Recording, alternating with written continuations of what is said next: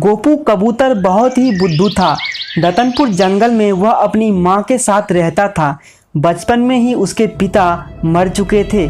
उसकी माँ ने ही उसे पाल पोस कर इतना बड़ा किया था और अब वो भी लगभग बूढ़ी हो चुकी थी। उसकी माँ उसे बहुत प्यार करती थी। और फिर एक दिन, बेटा, अब तुम बड़े हो गए हो। अब समय आ गया है कि तुम अपनी जिम्मेदारियों को समझो। बाहर जाओ, कुछ काम करो और घर चलाओ। मैं बूढ़ी हो चुकी हूँ, अब मैं और काम करके घर नहीं चला पाऊंगी। हाँ माँ, आप सही कह रही हो। अब मुझे भी कुछ काम करना चाहिए। मैं जाता हूँ, कुछ काम खोज कर आता हूँ। इतना कहकर गोपू कबूतर जंगल की तरफ उड़ जाता है और फिर वो रात को घर आता है और माँ बोलती है, आ गए बेटा, कुछ काम मिला क्या? हाँ माँ, काम मिल गया मुझे। कल से मुझे सुबह को जाना होगा। कितने अनाज पर बात हुई? मतलब मजदूरी में क्या मिलेगा? माँ, ये तो बात नहीं हुई, मगर उन्होंने बोला है कि जो भी उचित होगा मुझे वो दे देंगे। ठीक है बेटा, कल से सवेरे उठकर जाना तुम। घर का काम मैं देख लूंगी, सवेरे खाना भी बना दूंगी तुम्हारे लिए। अगली सुबह वह जल्दी से उठ के तैयार हो जाता है और फिर जाकर अपनी माँ से बोलता है, माँ, मैं काम पे जा रहा हूँ, शाम को वापस लौटूंगा। आप अपना ख्याल रखना। ठीक है बेटा, जाओ, अच्छे से जाना।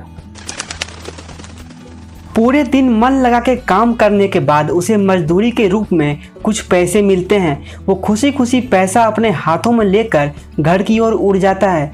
रास्ते में उसके हाथ से पैसा ज़मीन पर गिर जाता है, लेकिन उसे इस बात का तनिक भी पता नहीं चलता। घर आने के बाद उसकी माँ उससे पूछती है, आ गए बेटा, मजदूरी में क्या मिला आज? पैसे मिले हैं माँ। अरे, मेरा पैसा क्या हुआ?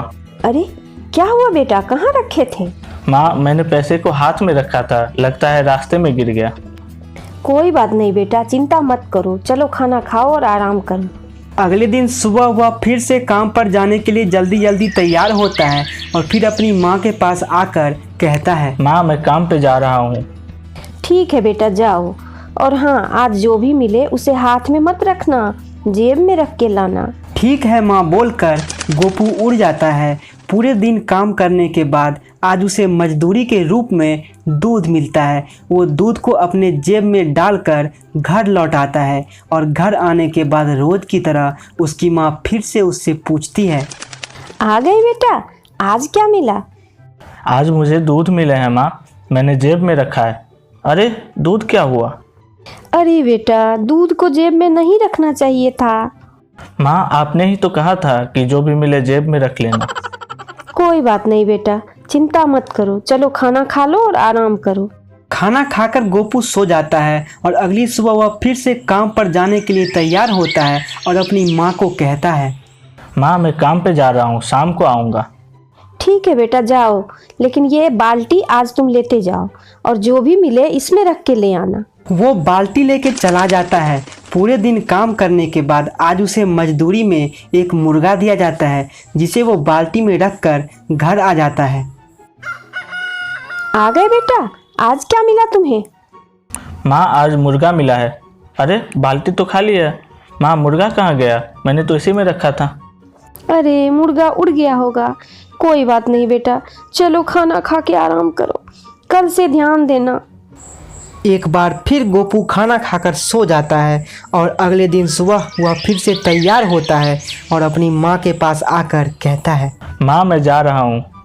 बेटा जाओ, मगर आज जो भी मिले उसके पैर बांध के लाना। पूरे दिन भर काम करने के बाद आज शाम को उसे एक बछड़ा मिलता है, जिसके पैर बांधकर वो उसे उल्टा लटका के लेके आता है। आज उसकी माँ उसे देखने के लिए उसके आने से पहले ही घर से निकल चुकी होती है। वो रास्ते में देखती है कि उसका बेटा उस बछड़े को उल्टा लटकाए हुए है। वो उसे रोकती है और बोलती है, अरे बेटा, ये क्या, इसे उल्टा क्यों लटका रखा है? ऐसे में तो ये मर जाएगा।